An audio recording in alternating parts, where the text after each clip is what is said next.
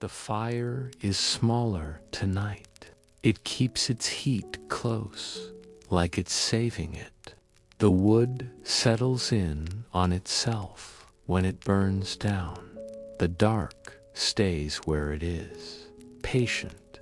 You can sit beside it a long time and not have to fill it. That suits me. I knew a woman once named Mary, and I don't say that like I'm trying to make it into something, because it wasn't a grand kind of thing. It was just two ordinary people who shared some years and then didn't, and what stayed wasn't tea, a ring, or a letter, or anything you'd put away in a box. It was a small object that kept doing its job even after the rest of it was over. It was a watch, not a fine one, not something with gold that catches the light and makes people look twice, just a plain watch with a worn strap, the kind that sits on your wrist and gets scratched without anyone caring, and the face was simple and easy to read with. Numbers you didn't have to squint at. Mary wore it because she liked knowing the time without asking anyone, and because she worked in a place where time mattered, the office by the station where the paper schedules were kept. And men would come in asking when the next train came, and she would look down at her watch before she looked at the wall clock, like she trusted her own wrist more than the room. I saw that watch every day for a long while, because if you stand near a person often enough, you start to notice the same small things again and again. The way they lift a cup, the way they fold a coat, the way they touch their wrist without thinking. Mary had a habit of tapping the watch face lightly with her fingernail when she was waiting for something. Not impatient, just marking time in her own way. Tap, then still, then tap again. If she was standing outside with me, waiting for the street to clear, she would do it. If she was sitting at the kitchen table while the kettle warmed, she would do it. It was small, it was hers. When we were together, it was just part of the day. She would take it off at night and set it by the lamp, always in the same place, face up, strap open, and in the morning she would put it on before she did anything else, before shoes, before hair, before even swallowing her tea, like the watch was the first thing that made her feel awake. The day it became mine wasn't dramatic either. It wasn't given with a speech. There was no "keep this so you remember me." Nothing like that. It was near the end, when the end had already happened, in the quiet ways ends happen, not with shouting, but with fewer words, with longer gaps, with one person staying later at work, with one person coming home and sitting in a chair without taking their coat off, as if they might leave again. Mary had packed some things into a bag, not everything, just the things that were clearly hers. Clothes, a book she liked, a small tin of sewing needles, a photograph of her mother. The watch was on the table by the lamp that night, where it always was, and I saw it and thought, she put it on in the morning, and the thought came so easily, because habit does that. It fills in what it expects. But she didn't put it on in the morning. In the morning, she stood in the doorway with her bag in her hand, coat already buttoned, hair pinned back tight, and she looked tired, not angry, just tired. The room was quiet. The air felt thin. She glanced at the table and saw the watch there. She paused. She stepped over, picked it up, held it in her palm for a second, like she was weighing something that wasn't here, really, the watch at all. Then she looked at me and said, "You'll need it." That's what she said. I said, "I don't wear a watch." She nodded once. "You will," she said, like she was talking about the weather, like it was just a fact that would become true. Then she set it down closer to me, on my side of the table, and that was that. She didn't cry. She didn't hug me. She picked up her bag again and walked out. The door closed. The latch clicked. The watch stayed. For a long time after that, I didn't touch it. It sat on the table by the lamp, face up, strap open, like it always had. And I would see it when I walked into the room. And I would see it when I set my cup down. And I would see it when I turned the lamp off at night.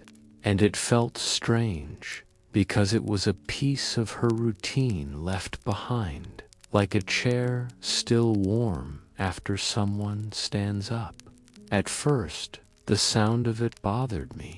It ticked, not loud, but you could hear it at night when the house was quiet. A steady, small tick that didn't care what kind of mood you were in. Sometimes I would lie in bed and listen to it, and it felt like the watch was still doing Mary's job, keeping time in the room, even though Mary wasn't there to check it. I thought about putting it in a drawer. I thought about wrapping it in cloth. I thought about giving it back. But giving it back would mean finding her, and finding her would mean speaking, and speaking would mean opening up the whole thing again. And I didn't have the strength for that kind of opening. So the watch stayed on the table. Then, one morning, I was late, not because anything big happened, just because I overslept by a little, because the nights had been restless, and I woke up with that dull panic in the belly, the one that says you're behind, even if you're not behind by much. I rushed around the room, looking for my coat, looking for my boots, pulling on a shirt that was still cold from the air. My eyes landed on the watch. I don't know why, but my hand reached for it. I put it on my wrist. The strap felt too small at first, because my skin wasn't used to it, but it fit. It sat there like it belonged. I looked down and saw the time. I didn't have to guess. I didn't have to run to the kitchen clock. It was right there, that day. I wore it to work. All day, I kept glancing at it, not in a romantic way, in a practical way, when the bell rang, when the boss called a break, when the afternoon light started shifting. I looked down at my wrist, and the watch answered me. It did what watches do. At noon, when I sat on a bench outside with my lunch, the watch face caught the sun. The glass was scratched in one corner, and the scratch made a small, bright line. I stared at that scratch longer than needed, because I remembered Mary's wrist, how the watch used to sit there, the faint, pale strip of skin it left when she took it off, the way she would rub that spot absent-mindedly. But even then, it didn't feel like I was holding Mary in my hand. It felt like I was holding a tool that had been part of our shared days, a tool that had outlived the rest. Years went by, not in a rush, just years. The watch kept working. Sometimes it ran slow. Sometimes I had to wind it. I learned how to open the back carefully and see the small parts, the tiny moving pieces that didn't look like they could keep anything as big as time, and yet they did. I learned to wipe the face with my shirt sleeve when dust got on it.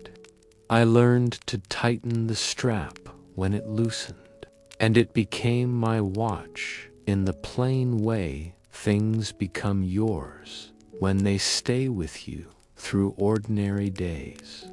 It went with me to work. It went with me to weddings. It went with me to funerals. It went with me to the market when I needed to know how long I'd been gone. It went with me to the doctor's waiting room when I didn't want to ask how long I'd been sitting there. But it never stopped being Mary's watch too. Not because I spoke about her. I didn't. People didn't ask, and I didn't offer. It stayed Mary's because of the small details that didn't belong to me. The scratch on the glass from the day she knocked her wrist against the station desk. The tiny stain on the strap where ink had soaked in once when a pen leaked in her pocket and she wiped it with her hand without thinking. The way the buckle was worn smoother on one side because of how she fastened it. Even now, I still wear it. I don't wear it to make a point. I wear it because it works. And because after enough years it feels wrong to have my wrist bare. If I leave the house without it, I feel like I forgot something. The way you feel when you forget your keys, even if you haven't locked the door yet. I turn back. I go to the table. I pick it up. I put it on. Then I can walk again. Sometimes when I'm standing at the sink washing my hands, I glance down and see the watch, and I remember Mary's hands in the same sink, fingers red from cold water, how she would dry them carefully, how she would rub lotion into her knuckles in winter because her skin cracked.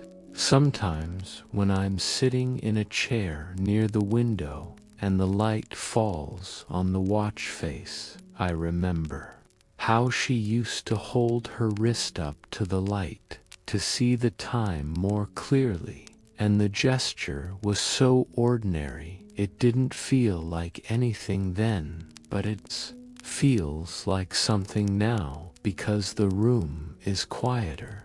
It isn't nostalgia. Not the kind where you sit and wish you could go back and fix things. It's more like a small presence. The watch keeps time, and because it keeps time, it also keeps a thin line back to the days when Mary and I shared a table and a lamp and a kettle. The watch doesn't ask me to do anything about it. It just ticks. I still set it on the table by the lamp at night, face up, strap open, the same way Mary did. I don't know when I started doing it that way. Maybe I did it the first night without thinking, and then it became mine. Or maybe I did it on purpose at first, because it was the only way I could keep the room from feeling completely changed. Either way, it's where it sits now, night after night. This reminds me of someone I knew who left behind something that wasn't tea, an object you could hold, but a habit that got stitched into the day so deep you couldn't pull it out without tearing the day itself. His name was William. We were not brothers. We were not close like that. We were just men who worked near each other and walked the same roads. And over time, the roads became part of how we knew each other. Some people share meals. Some people share work. Some people share a route. William lived on the far side of town near the river, and I lived closer to the mill. But in the mornings, we would often end up on the same path because there were only so many ways to cross the bridge and still get to work on time. The bridge wasn't a big bridge. It was wooden, with rails that had been repaired so many times you could see the patches of newer boards beside older ones. When it rained, the planks got slick. When it froze, the whole thing turned into a hazard, and men walked slow with their feet turned slightly out for balance. William always crossed that bridge at the same time, not down to the minute, but close. If you were standing on your porch at that hour, you would see him. He wore a cap pulled low. He kept his hands behind his back as he walked, fingers laced, like he was taking a slow stroll, even when he was on his way to work. He didn't like to look rushed. The first times I noticed him, he was just another man on the bridge. Then one morning, I was a bit behind, walking faster than usual, and I caught up to him.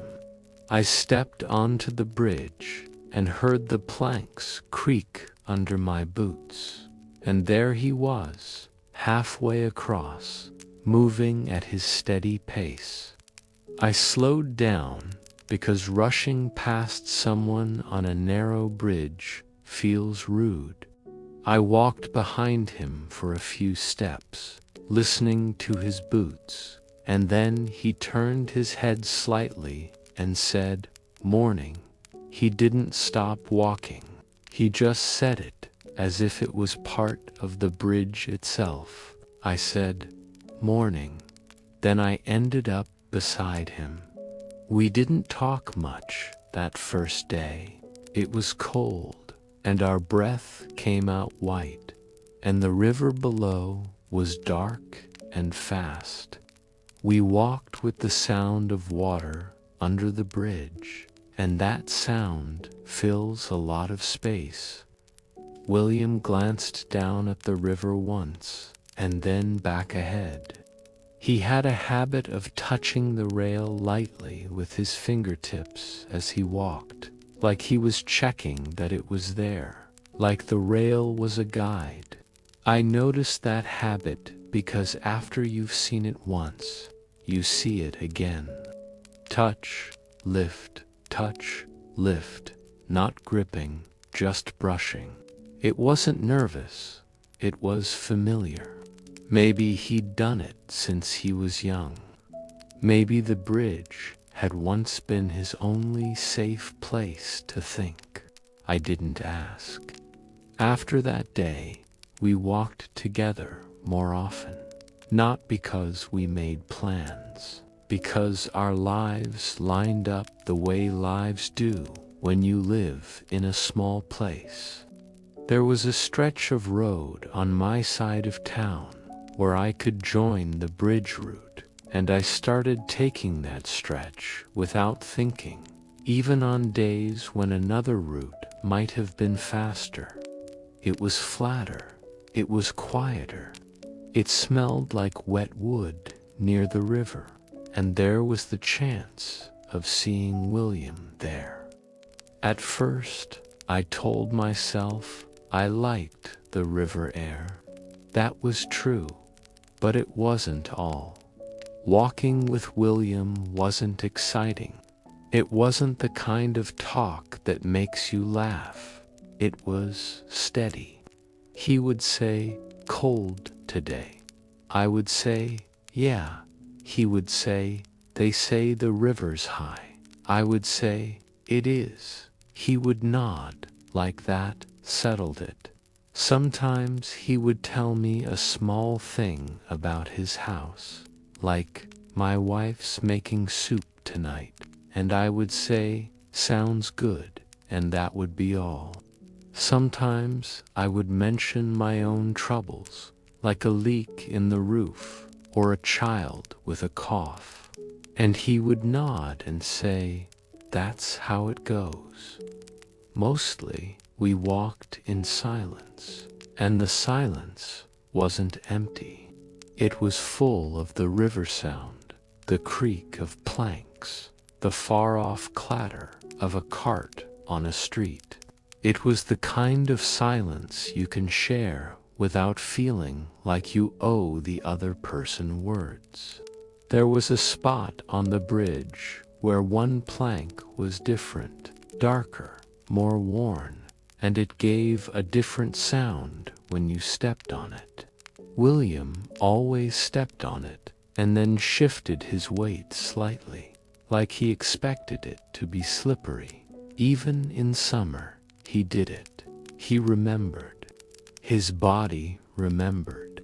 I started doing it too, not on purpose at first. I'd step, hear the sound, feel the slight give, and my foot would adjust without me deciding. And after a while, it became my own. I would cross the bridge alone on days William wasn't there, and my foot would still do that small shift at that plank. It wasn't even a thought. It was just in my legs. There was also a point at the far end of the bridge where you could see downriver to a bend, and if the morning light was right, you could see the water shine there like a strip of metal. William always looked at that bend, always, just a quick look. Sometimes he would pause half a beat, not enough to be called stopping, just enough that the look had weight. Then he would keep walking. After months of walking with him, I started looking too. I didn't have a reason, I just did it. If the light was strong, I'd blink. If the water was rough, I'd watch the waves. If the river was calm, I'd watch the smooth surface. It became part of the route, like a punctuation mark at the end of the bridge. William had a wife named Anna, and she was a good woman by what people said, the kind who kept a clean yard and helped neighbors without being asked. William had children who were older than mine, already working some, already making their own way. His life was arranged. Mine was too. We weren't young men with open days. We were men with routines, and the bridge route became a stitch in that routine. Then William got sick, not suddenly at first, slowly. He started walking a little slower. He started stopping at the end of the bridge to catch his breath, pretending to look at the river bend longer than usual so it wouldn't be obvious. I didn't say anything about it. He didn't either. Men like that don't like to have their weakness named. One morning, he wasn't on the bridge. I crossed alone. I still touched the rail without thinking because my hand had started doing it. I still shifted my foot at the dark plank. I still looked at the bend. I didn't even notice I was doing it until halfway across, when I realized my hand was brushing the rail the way William's did. And I felt a small, strange embarrassment, like I'd picked up someone else's manner and worn it. The next day, he wasn't there again. Then the next, people at work said William was home. People said Anna was worried. People said he had trouble breathing. People said he wouldn't be back for a while. I kept taking the bridge route anyway. At first, it was because it was the way I'd gotten used to going. Then it was because the idea of taking a different route felt like admitting William was truly gone from that morning space. I didn't want to admit it yet. I wanted to keep the route the same, because if the route stayed the same, maybe the man could return into it. So I went, morning after morning, the bridge planks under my boots, the rail under my fingertips, the river sound below. I would tell myself, maybe today, maybe he'll be there at the middle, cap low, hands behind his back. Maybe he'll say morning in that plain voice. He didn't. The route began to feel like something I was carrying alone.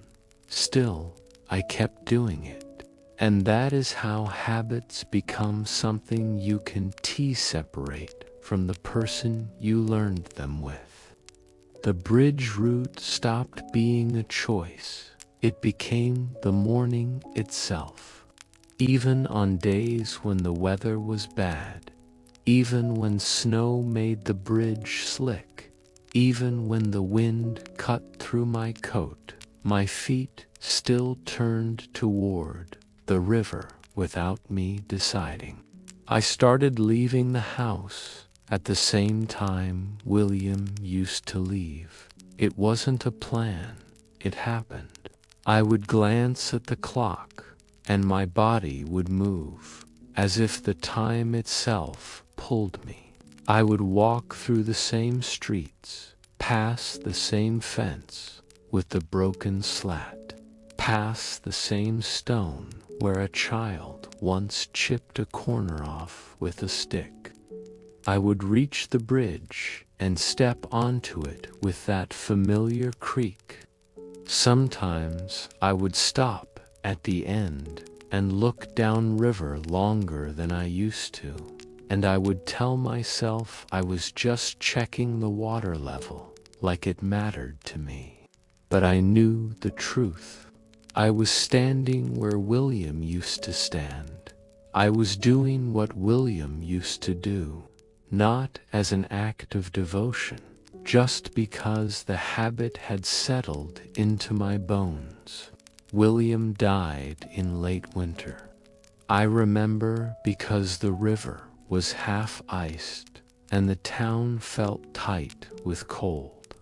The news came quietly. Someone said it at work, like they were talking about a broken tool. William passed. Men nodded. Someone took their cap off for a second. Someone said, Anna's going to have a hard time. Then the machines started up again. Life does that. It does not pause for long. I went to the funeral, not because we were close friends who shared secrets, because we had shared mornings. We had shared a route, and a route can be a kind of friendship. After the funeral, I crossed the bridge alone. The sky was gray, the air smelled like snow. My boots made the same sound. My hand brushed the rail. My foot shifted at the dark plank. I looked at the bend. The river shone dully. It was all the same, and it wasn't. Years later, I still crossed that bridge most mornings, even when I no longer had to for work, even when my work changed and my days changed.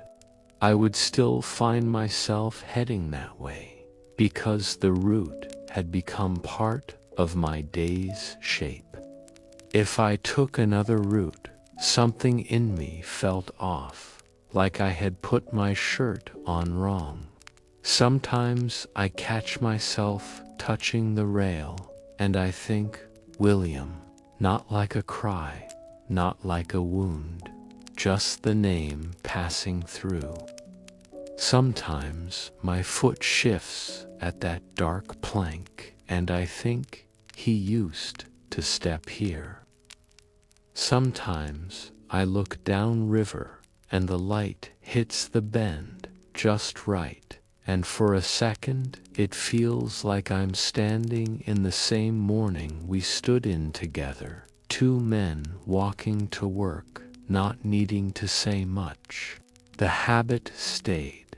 And because the habit stayed, William stayed, not as a ghost, not as a story, just as a quiet part of the route folded into my hands and feet. This reminds me of a thought that comes back now and then, not like a longing, not like a wish to undo time, but like a small, steady knock inside, the kind you notice only when the room is quiet enough.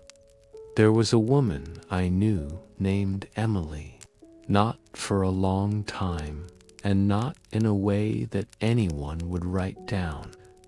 But we knew each other in the plain ways people can know each other when they share a place often, the kind of knowing that happens in passing, over counters, at doors, in the small minutes between work and home. Emily worked at the shop that sold thread and buttons and little useful things, and my wife used to send me there sometimes when a shirt needed mending or a coat needed a new button, and I would go in with the button in my palm or with a torn sleeve folded over my arm, and Emily would look at it and say, "This one," and hand me a small card with matching thread, and I would pay and leave. That was it, most times. Simple. But over the years, those small visits stacked up.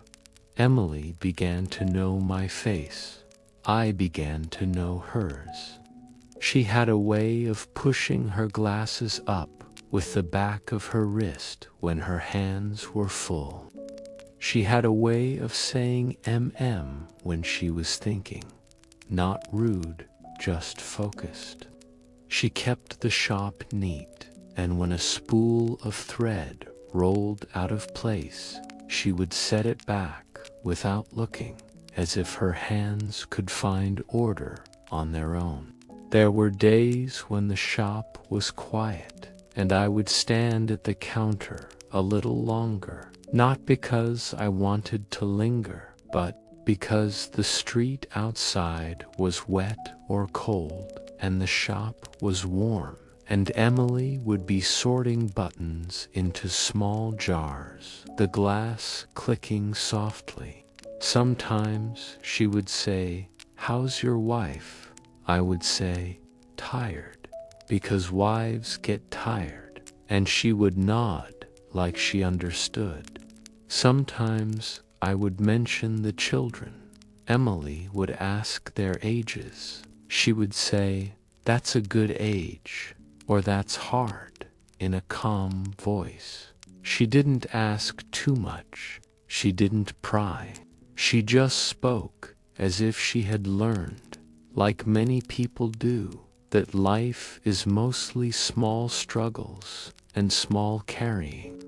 Emily had been married once. Everyone knew it, because in a small town, everyone knows the basic facts. Her husband had died years before I knew her. Well, she didn't wear black anymore. but she still wore a simple band on her finger sometimes, and sometimes she didn't, and nobody asked. She lived above the shop in 2 rooms that smelled of fabric and soap.